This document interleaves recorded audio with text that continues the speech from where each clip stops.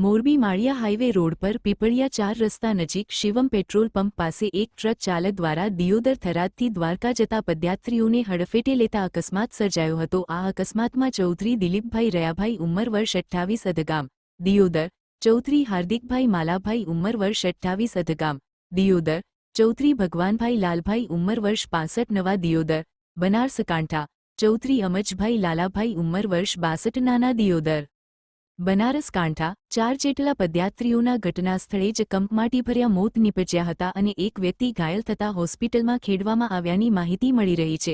આ બનાવ અંગે પોલીસને જાણ કરતા પોલીસ પણ ઘટનાસ્થળે દોડી જવા રવાના થઈ હતી અને ડેડ બોડીને મોરબી સિવિલ હોસ્પિટલ ખસેડવામાં આવી હોવાની વાત સામે આવી છે। અહેવાલ સંજય પોપટ।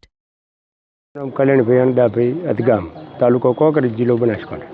અમે અધગામથી નીકળીને દ્વારકા જતા હતા એટલે 3 ભાઈ નવા દિયોદરના હતા અને 7 જણ અમે હતા, 8 જણ અમે હતા અધગામના। અને આજ 6થો દિવસ અમે રાત રોકાણા હતા સરવરના હનુમાન મંદિર છે ને એ આશ્રમમાં રાત રોકાણા હતા। અહીંયાથી વહેલા અમે નાહી ધોઈને અમે 5 ભાઈ આગળ નીકળી ગયા એટલે લગભગ પીપરાના ચોકડી અમે પહોંચી ગયા અને ઈરાઈ સર્વરથી 2 કિલોમીટર પાછળ 4 ભાઈ આવતા હતા, 4 ને 5 ભાઈ એટલે એક ભાઈને થોડીક ઈજા થઈ છે ને આ 4 ભાઈને ગાડીવાળાએ ટક્કર મારી। પછી એક